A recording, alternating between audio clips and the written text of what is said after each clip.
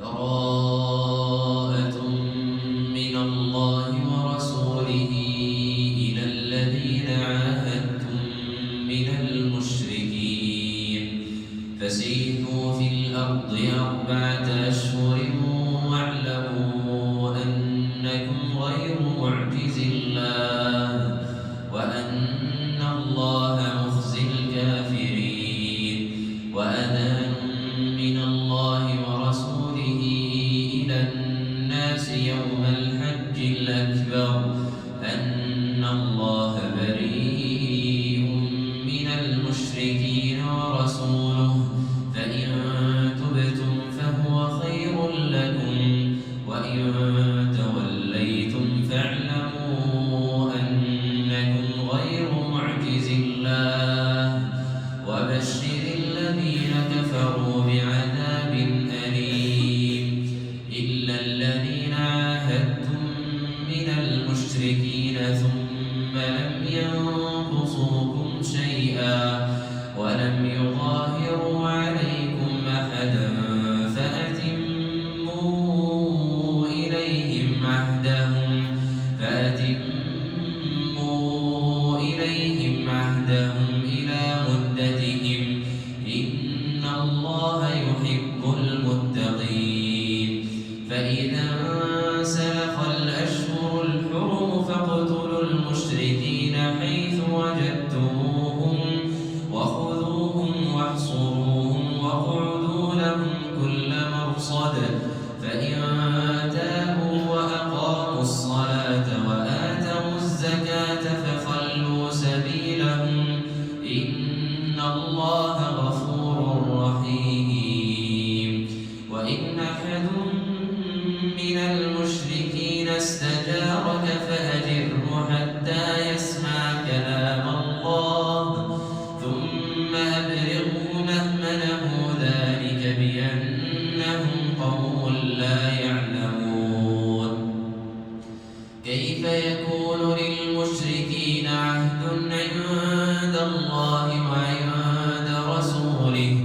إلا الذين عاهدتم عند المسجد الحرام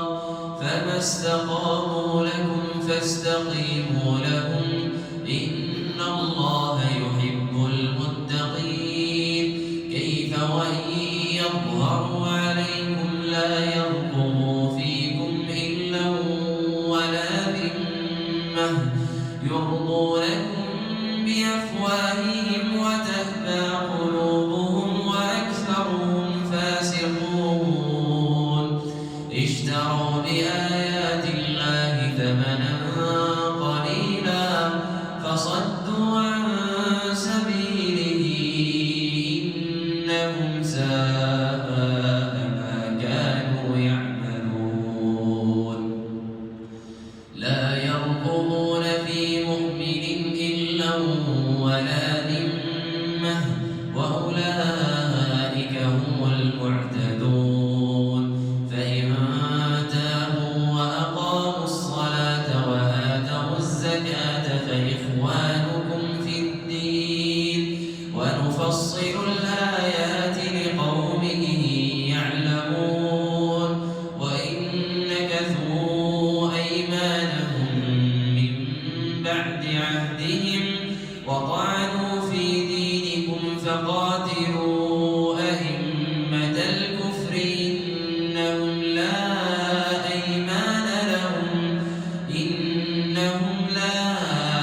أيمان لهم لعلهم ينتهون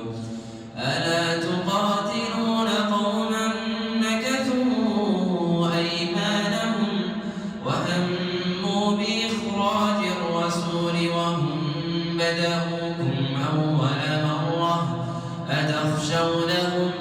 فالله أحق أن تخشوه إن كنتم مؤمنين قاتلوهم يعذبهم الله بأيديكم ويخزهم وينصركم عليهم ويشف صدور قوم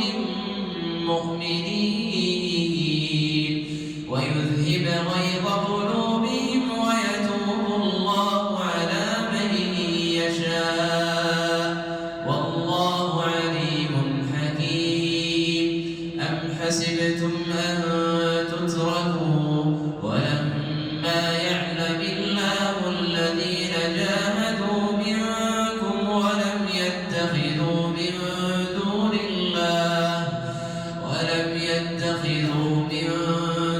الله ولا رسوله ولا المؤمنين وليجة والله خبير بما تعملون.